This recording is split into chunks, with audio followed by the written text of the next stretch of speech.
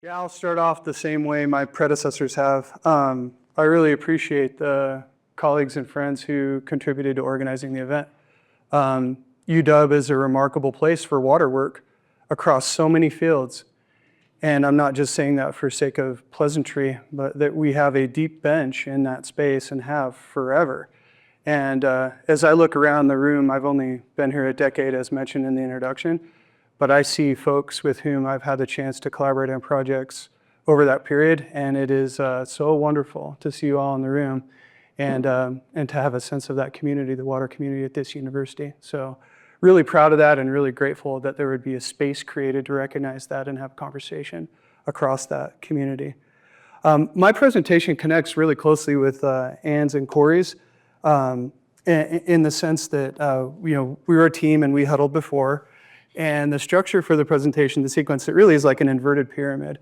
So a lot of the themes that you'll have been exposed to from Ann's and Corey's comments, you'll see in my own, but I'm going to take things out spatially more broadly and conceptually more broadly. And part of the reason for that is I really care about this stuff on the ground, case studies and storytelling, but I wanted to take a humanistic focus and specifically frame my presentation around a concept, a single concept that I've been working on in my scholarship, and that concept is hydroimagination.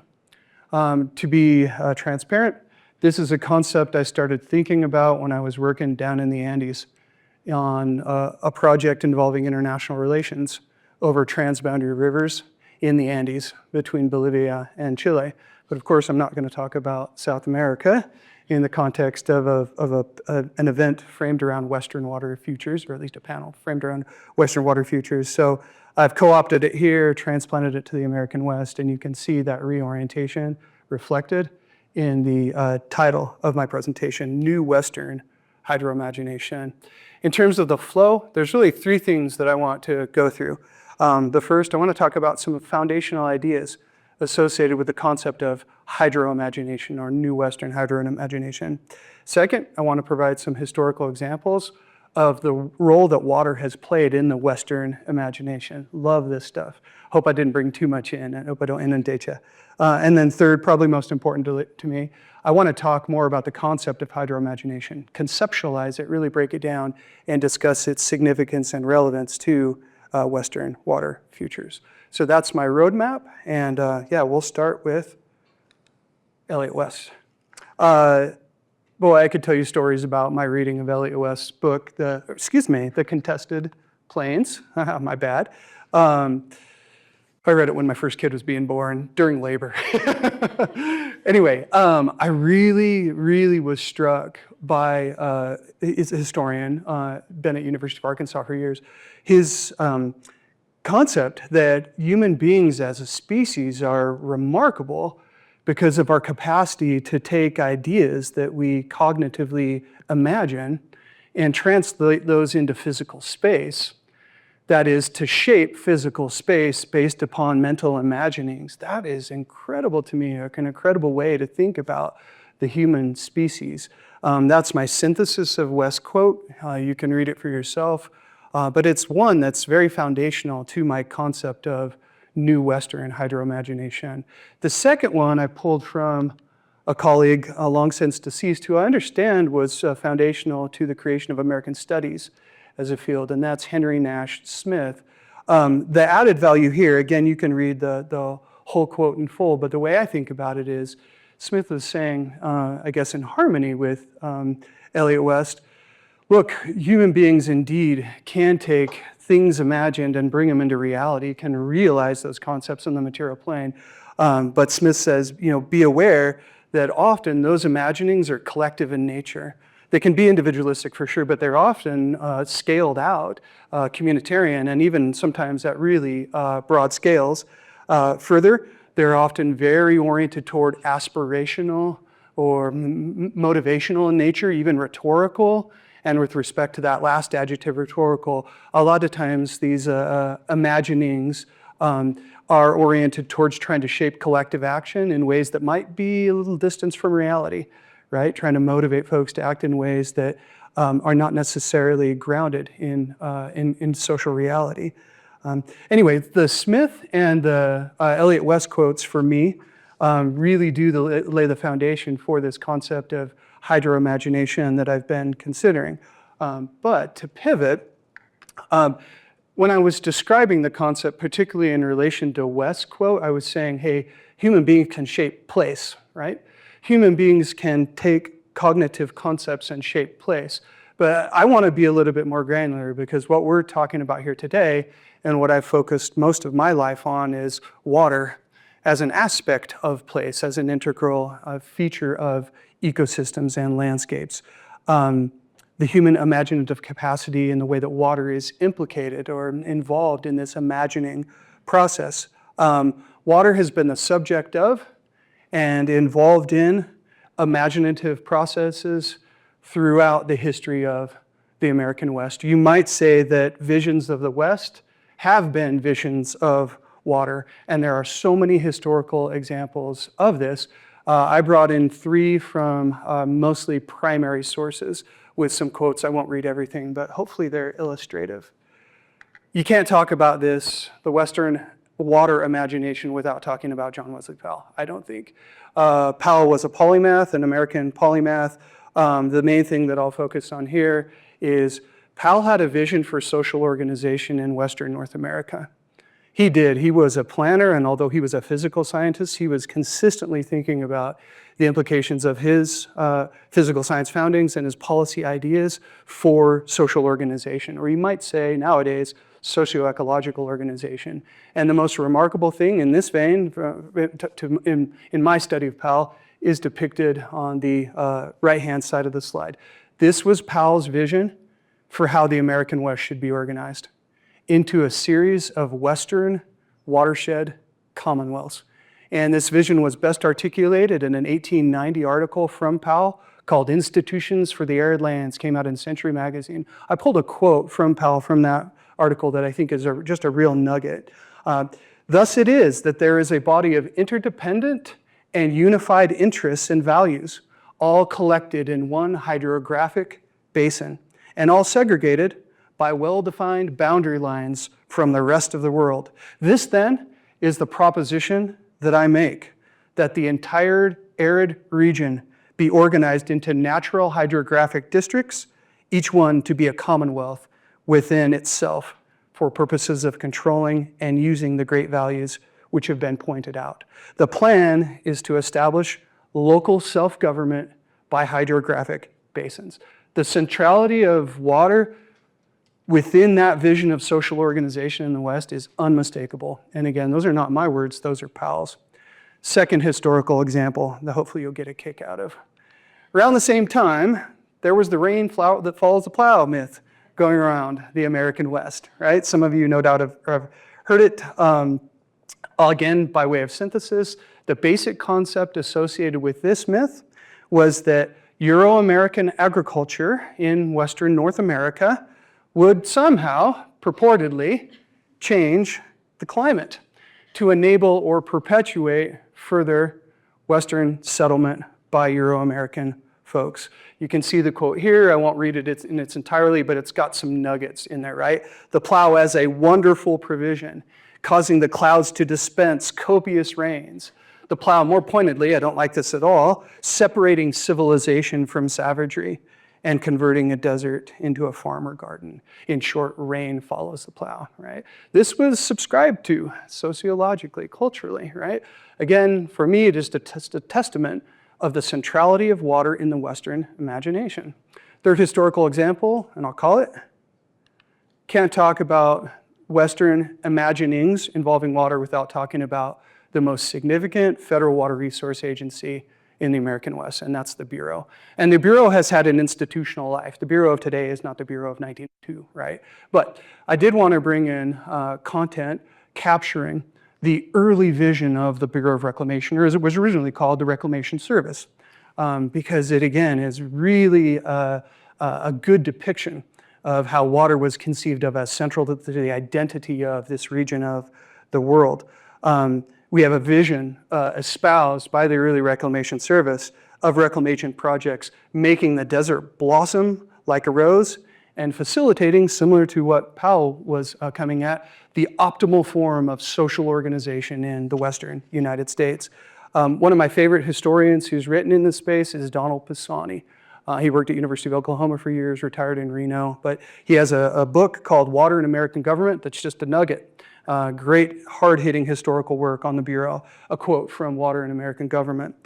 Once the best land on the Great Plains had been taken, the United States resorted to a form of continental imperialism, reclaiming the arid and semi-arid West. Reclamation, it was hoped, would save wasted lives along with wasted land. It would drain the crowded tenements of eastern cities as it salvaged the remaining arable land within the public domain. It would resuscitate the ideal of the family farm, revive civic virtue, and serve as an antidote to the variety of social diseases associated with industrialization and urbanization. Again, like the Powell quote, that just sums it up so tightly, right? Thank you, Pisani. Okay, so the point of those preceding 3 slides was that although more historical examples could be given, the takeaway is that water has always been integral to the Western imagination, an integral aspect of this imagining process in Western North America. And with this insight in mind, I'm going to reorient my presentation for the next few minutes to shift to the future and to develop or talk a little bit about this concept I've been working on called hydroimagination, or more specifically, New Western hydroimagination. It involves an important distinction that I want to tease out, and hopefully you'll find this interesting, between hydroimaginaries on the one hand and hydroimagination on the other hand. Turning initially to hydroimaginaries, it's a concept you can see in the literature pervasively. Cultural anthropologists will use it. Cultural geographers will use it. Folks writing in political science or law will use it. Hydroimaginaries, it's pretty commonplace. And what it has to do with is, it's kind of captured on the definitional excerpt here, the water-related visions themselves, Powell's, the Bureau's, whomever's, right? The thing that's imagined, the object of the imagining, the something imagined. And these visions are inherently relational, as the folks who've come before me have said. They're relational in at least 2 senses, probably more. One, they involve some conception of what human beings' relationships with water itself, unto itself, what those relations should look like. But as well, they involve relations between human beings with one another over water, right? More triadic, I guess you'd say. But these hydroimaginaries are inherently relational. Distinguish that from the thing that I want to get at, which is hydroimagination.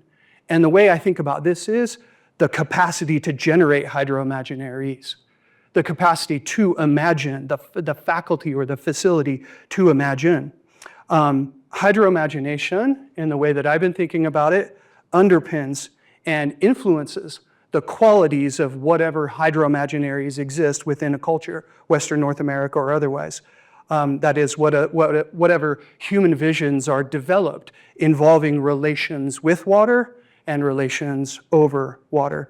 And this is my focus, and to bring it prospectively in the spirit of this colloquium towards the future, I think Western hydroimagination is essential to conceiving of and realizing our collective Western water futures. Counterpoint. So, significant, in some cases unprecedented challenges face Western water in the 21st century. Consider climate change's impacts on Western water supplies. Consider biodiversity loss, water pollution. Consider the historical marginalization of Native peoples, Native nations. How do we build hydroimaginaries that are up to those challenges, that are durable enough and robust enough to respond to those unprecedented challenges? How do we build our capacity to conceive of and to realize hydroimaginaries that are responsive to the challenges? The linchpin, in my view, comes down to one word, and it is reductionist, but I'll offer it: governance. Governance. And what I mean by that in this context is water-related decision-making bodies and decision-making processes. Who's at the table? Who has a voice? What's the conversation structured like? Governance. Okay.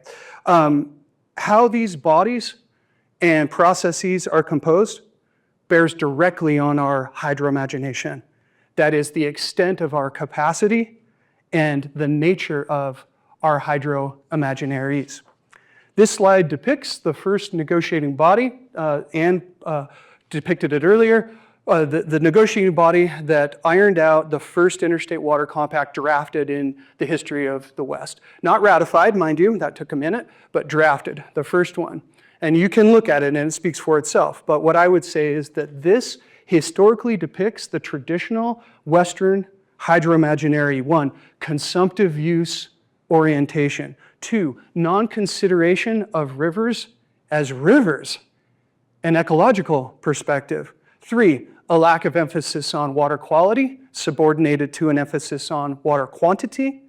4, a prevailing focus on surface water and a myopia towards the interconnections between surface water and groundwater, that is conjunctive management.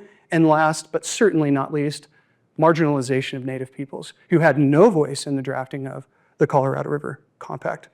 So these traditional Western hydro-imaginaries, they were narrow from a 21st century perspective. And I know my historian colleagues would say, well, that's presentism for you to impute those present day values to the past. And I own that, yeah, for sure. But they were narrow. And then to tease up the question, why? Why were they oriented in that way? Well, my take, connecting it back to the concept of hydro-imagination, is that they were the products of narrow or exclusionary and more biting terms, governance processes and governance bodies. And that fact limited the scope of the hydro-imagination. So, last slide for me. Our capacity to navigate the future of Western water, our hydro-imagination, hinges, in my view, on new approaches to governance. Specifically, participation therein. Only by the inclusion of diverse and often historically marginalized voices and values in decision-making bodies and decision-making processes can we maximize our hydro-imagination. Can we maximize our imaginative capacity with respect to Western water and conceive of and ultimately realize new hydro-imaginaries that are equitable and effective. So to summarize, when I think about Western water futures, I think of human beings' unique imaginative capacity to shape place. I think of the centrality of water within the Western hydro-imagination, both historical and future. And ultimately, I think of the need to build new Western hydro-imagination through inclusive governance. That's all I got.